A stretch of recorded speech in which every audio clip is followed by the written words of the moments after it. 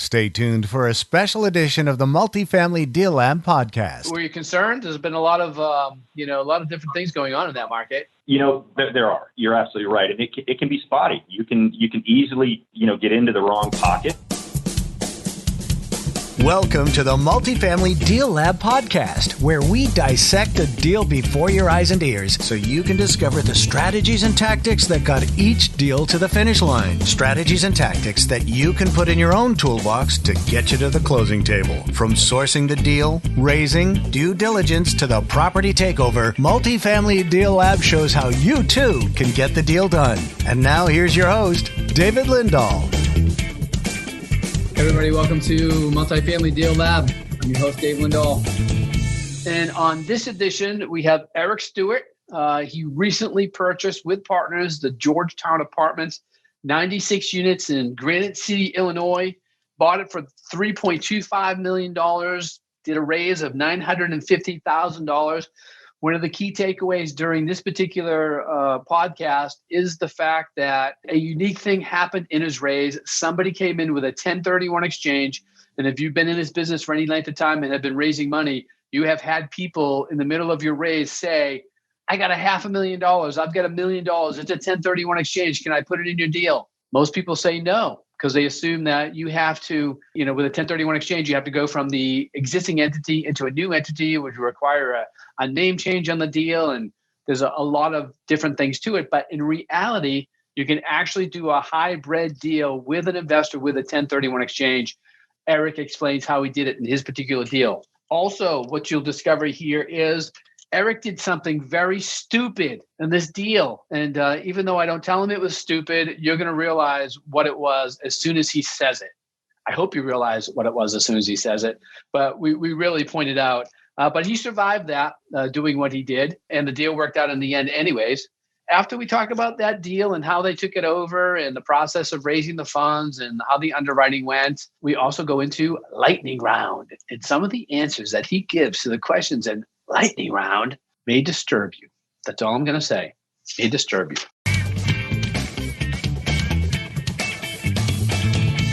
All right. If you go to davetoday.com, I have got a free book offer for you. And it is my iconic Multifamily Millions book. I wrote this as a sequel to Emerging Real Estate Markets. But this has been the start of many, many of our students' Multifamily Millions. So many people were inspired by this particular book and continue to be inspired by, because it's foundational information that gives you the awareness, the foresight to know that you can become a multimillionaire, and the step-by-step on how to go do it. Now, this book retails on Amazon for $23. You can have it for free. All I ask is you pay shipping and handling of $7.95. And you can also get some free bonuses when you do, and also autograph it for you. Those bonuses are, number one, the 27 ways to buy multifamily properties with no money down. There's actually 104 ways in here. You hand it to your management company. They go out and do what it says. And then in doing that, you keep your property leased up and you keep that cash flow coming in. Another bonus I have is the Deal Flow Playbook. This is a playbook of checklists for all the different things that you're going to be doing in your multifamily deals, step by step. I learned a long time ago that if you do not follow a checklist and check things off, you miss things. And those are the things that are going to cost you money. So everything that you do in sourcing deals, underwriting deals, raising funds for your deals, taking over the properties on your deals, to the nitty gritty, the lease audit on your deals, to preparing for the exit of your deals, everything has a checklist. You get all those checklists as a bonus, and that's free. And then I mentioned I wrote the book Emerging Real Estate Markets. I also have a poster for you, and that is the Emerging Real Estate Markets poster. It gives you the 4 stages of the emerging markets. It gives you each particular phase, the key characteristics of those phases, and down below, it tells you what your key strategies should be for that particular phase. So you can just simply put this on your wall. And with that, you can determine what your market is, where it is in any particular phase, or if you're looking for emerging markets, which markets around the United States are actually emerging. And then from there, you can make the most amount of money in the least amount of time with the least amount of risk. And as you know, investing in multifamily properties and becoming wealthy, that wealth is created through appreciation. So that's why we are giving you the emerging market cycles as well. So multifamily millions, all the bonuses, just pay shipping and handling, and you get it now. All right, so before we bring Eric on, what I want to do is I want to talk about a little bit of mindset stuff today. And, I've been doing a lot of, I'm big into the mindset. I'm constantly trying to improve my mind, constantly trying to be positive. And one of the things I rewatched The Secret. If you haven't seen that movie, first brought out, I think, in 2009. And then I'm a big believer in Joe Dispenza, Dr. Joe Dispenza, in his book Superhuman, and all of those things. And even the book Think and Grow Rich, of course, and the book The Magic of the Science of Getting Rich. All of those things have one thing in common. And even Tony Robbins, I go to Tony Robbins events. He's awesome. I used to follow him on stage at the Learning Annex. That was always a unique situation. He would have 10 or 20,000 people out there for 3 hours, fist pumping and yelling and screaming and all sweaty. And then I would go up there and there would be there wouldn't be a break because I wanted to keep as many people in the room. But most people had to pee, so they were all headed for the exits anyways. The other half didn't even know who I was. They didn't care. Apartments, who wants to deal with tenants, trash, and toilets. So it was very unique. But Tony's stuff is all about what I'm about to say as well. And that is where your thoughts go, your energy flows. Okay. So life is all about what you think about. You can have a victim mentality or you can have a victor mentality. It's up to you. Okay. There's 1,000 reasons why you can't do something. There's 1,000 reasons why you can do something. But I'll tell you what, if you focus on the things that you can do, if you focus on the positive, if you focus on turning negative energy around so it fits a positive mold, and I'm not talking about being Pollyanna. All right. I'm just talking about being conscious of what you're thinking about. Because when you start consciously thinking and redirecting your thoughts to positive things and positive outcomes and who you are going to be, okay, where your thoughts go, your energy flows and it creates those things. Your mind actually creates the things that you think about. So if you're thinking about negative things, your mind is going to create those negative situations. If you're thinking about positive things, your mind is going to think about positive situations. It's as simple as that. And you can rent The Secret for $2.99 on Amazon and give it a rewatch and do that. And if you're having some trouble with your thinking, do that. And trust me, you will be on the path of getting to where you want to be, getting to the place that you deserve to be. That's what it's all about. We all deserve great things. We all have power within us, greatness within us, as Muhammad Ali used to say. All right. So without further ado, I'm going to bring on Eric Stewart. So Eric, tell everybody who you are and where you're from. Yeah, thanks, Dave. My company's Atlantic Business Capital, and we're in central Illinois, looking at properties across the country. That's the initial structure on me. Actually, Eric and I go way back. Eric is a lending broker who we've used on occasions, a number of occasions, I should say, who's very good at what he does. As you know, if you're new in this business, a lending broker basically goes out and looks at the capital markets, takes a look at your deal, finds out who would be the best suitor for your deal, brings you back anywhere from 3 to 7 term sheets, gives you, term sheets are like 20 or 30 pages. After he's read them, he gives you an idea of, which ones would be most favorable, then allows you to read through them and make your own decision. And then he goes back in and he starts the negotiating because all term sheets are negotiable. So right. Eric has actually spoken at our events, used to have him on stage at the Multifamily Millions event to teach people how to put a loan package together, because you want to look like as an experienced investor as possible, no matter what level you're at. And you also want to give them as much information so they can make a quick decision on your behalf, in your favor, is what we hope for. And I always say you want to handle the objection before it's asked, in the deal. So that's always a good time at the Multifamily Millions Bootcamp and doing that. How long ago has it been, Eric, since we first met each other? Was it 2006 or something like that? It actually was. It was 2007. Yeah. 2007. We were in Orlando. And he came to the event. Somebody introduced us, and right after the event, I had to be at the airport to catch my flight. I hadn't been home in a while, and Eric said he would give me a ride, but he didn't tell me he was only going to do the speed limit. And I was really, and I was tight for my flight. I was like crazy. I'm like, come on, man, can you go faster? Can you go faster? I can't miss this flight. I haven't been home in like 10 days. Oh yeah, I thought I had it dialed in. I thought it was like the shortcut that was going to be all shortcuts. No, it wasn't. Yeah. It's like, don't worry about it, Dave. I know the back roads here. It isn't going to be a problem. We're going to get there in time. And I'm like, oh, man, just put the pedal to the metal. Then you tried a second shortcut, and that was all jammed up. And I was like, oh, my God. But I did make it. Oh, yeah. But I'll never forget that. You could have taken a Pony Express. You would have got there quicker. Yeah. So anyways, that started a very long relationship that goes on to this day. And then Eric actually, he saw so many students.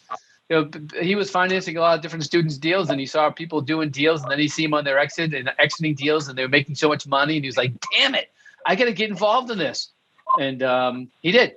So that's why he's on today. He's going to talk about a 96-unit deal that they put together called Georgetown Apartments in St. Louis, Missouri.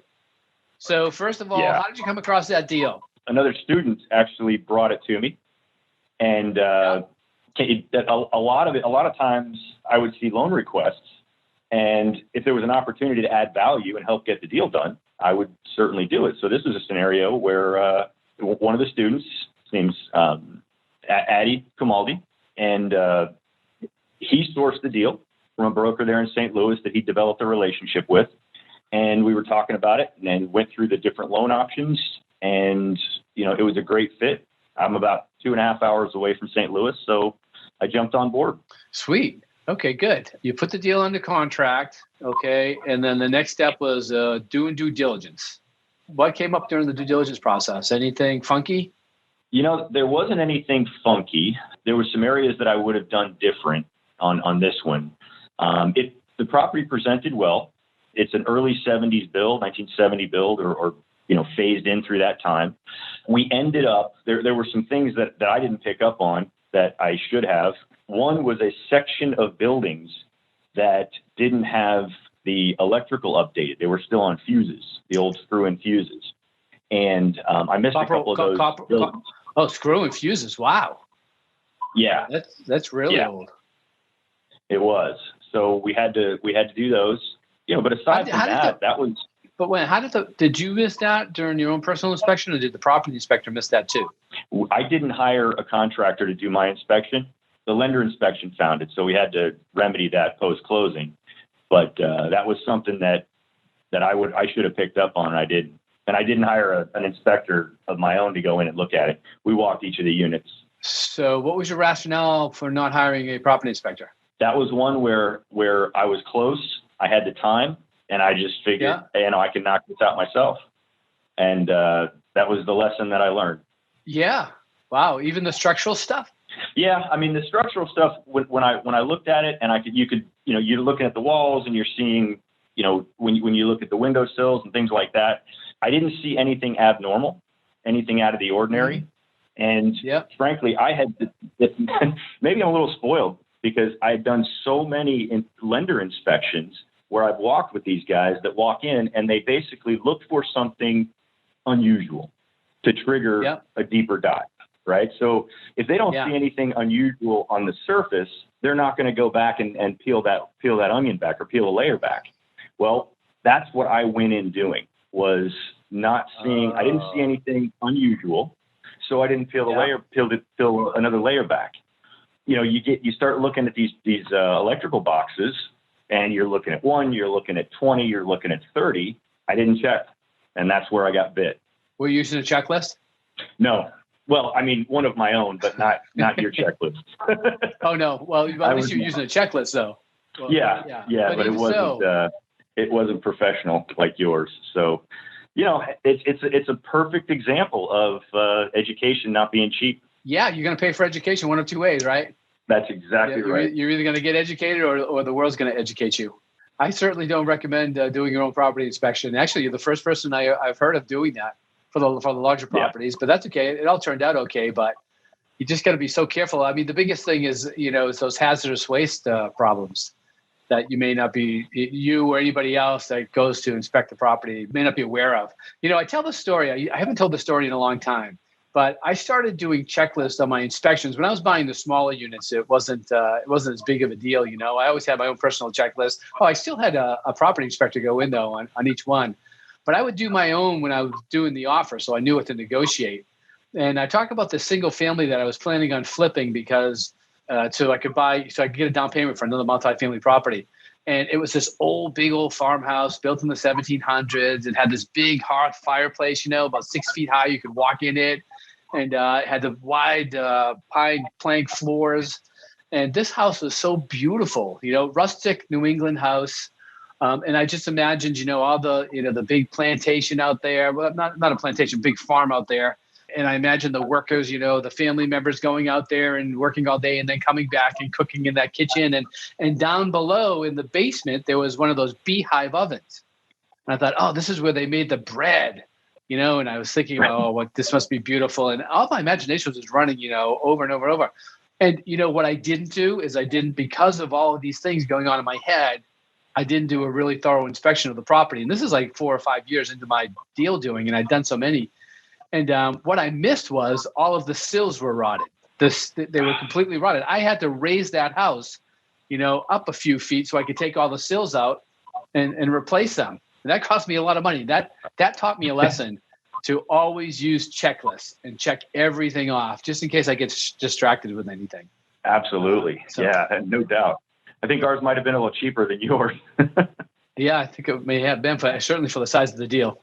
All right, so you went in and you put the property under contract, you did your property inspection, and then the next step is the raise. So you're a lender. So where did you get the funding for this deal? Was it a Freddie Mac, Fannie Mae, CMBS?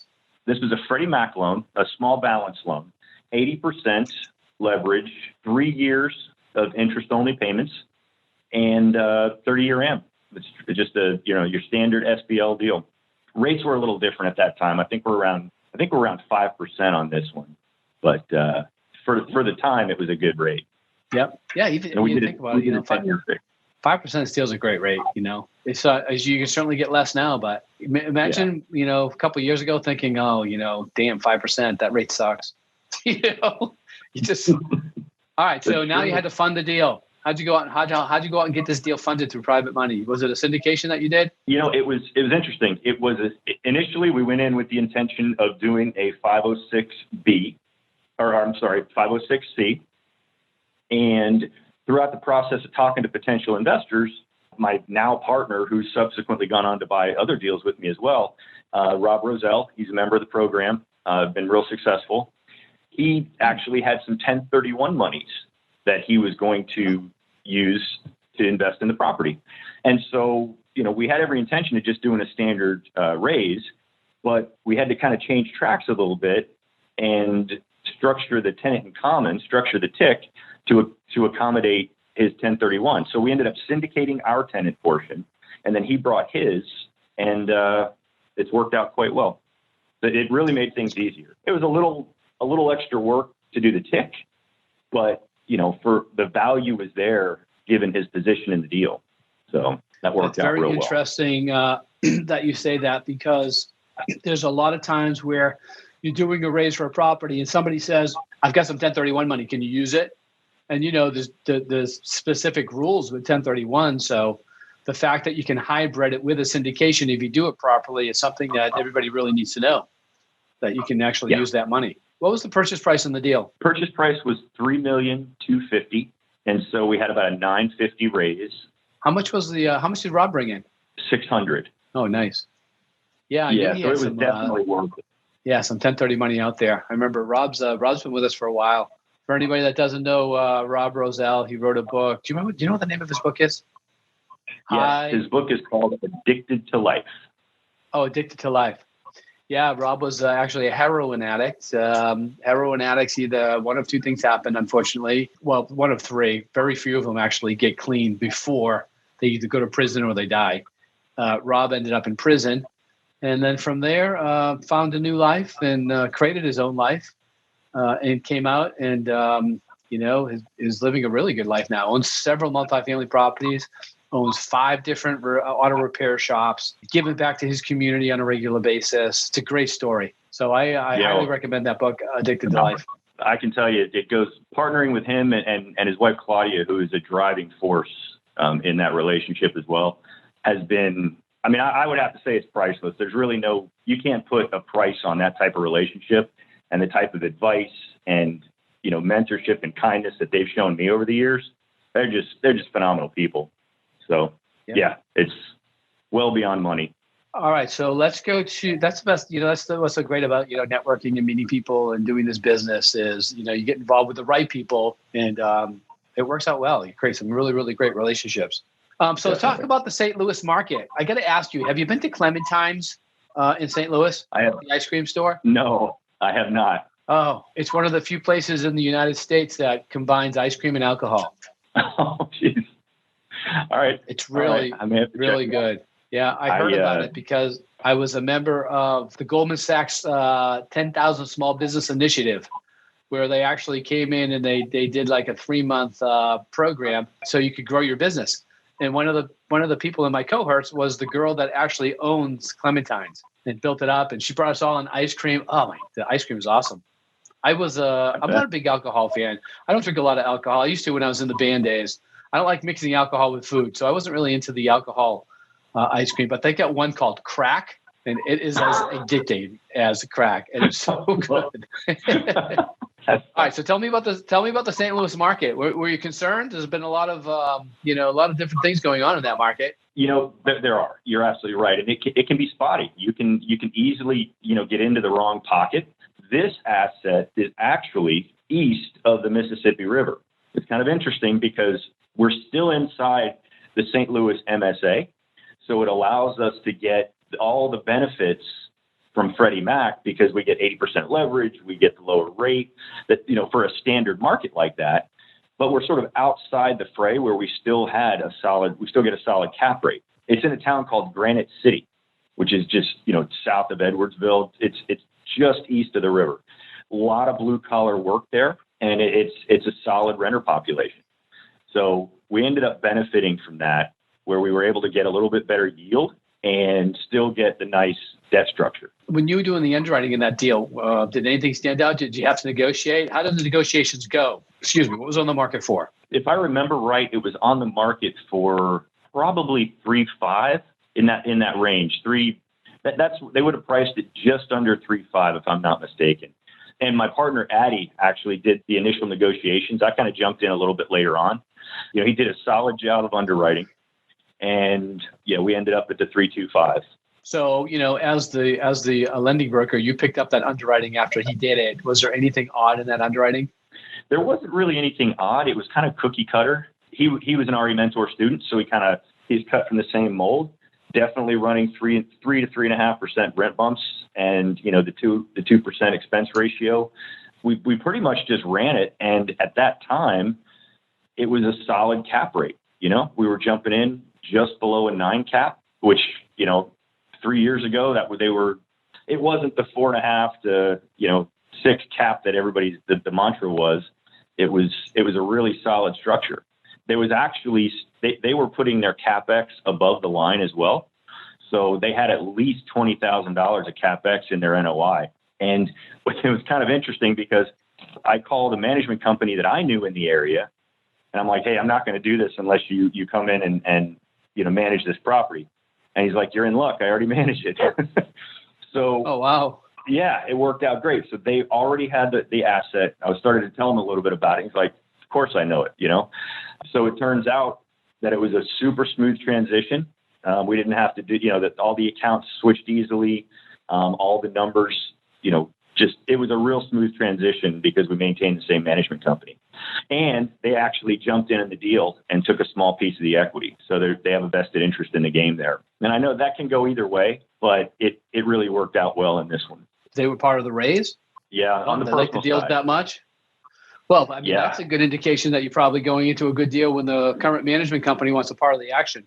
That's it. And it's worked out exceptionally well. I'll tell you, we haven't seen expenses reduced all that much just because of taxes and the, insurance. Since we bought that, insurance as a whole has gone up dramatically, just industry wide.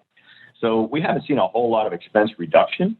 but we were able to implement the rent increases like we wanted to, and it's been real solid returns. What happened during COVID? Knock on wood, we have had minimal COVID impact. Wow. We're actually 99% occupied right now. Delinquencies are minimal, and we're scoping up our next rent bump. So anything unusual happened during the takeover? I will say this, because of that management staying in place, it was a very smooth transition. It was real smooth for us. It's always a bumpy ride when you're switching management companies, but when it's the same management company, it's so smooth. All right. So how about lessons learned on this particular deal? If you were going to say, after this deal, I realized that, number one, I'm not going to do my own inspections. That's one lesson learned, huh? Absolutely. That's one of the big ones. What other lessons did you learn on this deal? I also learned about the city inspectors, and when as soon as you take over, they're going to come and give you a nice welcome to the neighborhood letter. And it's super important to understand who you're working with there, and if there's an existing relationship, that can make your life so much better if you know somebody or whoever you're bringing in has an existing relationship with that local inspector, that inspector. Yeah, a good existing relationship. Yeah. Yes. Well said. It could go either way. Yeah, absolutely. All right. Good. Yeah. Sometimes some cities, they have what they call the task force. When they find out that a property has changed hands, they show up in a van and they all jump out with the clipboards. I know the city of Brockton, where I did my initial investing, it was just like that. It was awful. So that was the Georgetown Apartments in Granite City, Illinois. Now we are going to go to the next round of this interview, which is what I call lightning round. All right. So in lightning round, I'm going to ask you questions, and you're going to say the first thing that comes to your mind. Okay? All right. You got it. You ready? What's your favorite day of the week? Wednesday. Favorite city in the U.S. besides the one you live in? Miami. Nickname your parents used to call you? Champ. Champ for what? I guess things to come. Okay, go on. That's a good one. Let me see. Last song you downloaded? Oh, Chris Stapleton. It had to be something Chris Stapleton, but I don't know what. What's that? Strawberry wine? Probably Tennessee whiskey. How's that? Oh, yeah, Tennessee whiskey. Yeah, right. Would you rather be able to speak every language in the world or be able to talk to animals? Oh, animals. What's your favorite holiday? Christmas. How long does it take you to get ready each day? 30 minutes. Scale of 1 to 10, how good a driver are you? 10. Hey, remember, it's me you're talking to. Me who has first-hand experience being your passenger. All right, fill in the blank. Taylor Swift is? Great. At what age do you want to retire? 60. That's the thing with entrepreneurs, right? It's like retirement. What are you talking about? Retirement? I hadn't thought about retirement. Kind of threw me on that. Life is all about deal doing. All right. If you had one super strength, if you had one superpower, what would it be? Mind reading. And the last question, is it wrong for a vegetarian to eat animal crackers? I think that's individual principle. Okay, that's Eric Stewart. Hey, Eric, usually I end it right here, but I do want you to have the opportunity to give out your contact information because you are an awesome source for lending. So this is Eric Stewart from Atlantic Capital. Eric, how would somebody get a hold of you if they wanted to? Oh, thanks, Dave. Yes, my number is 800-916-9005. No formal schedule. Call anytime. Love to talk to you about getting your financing done.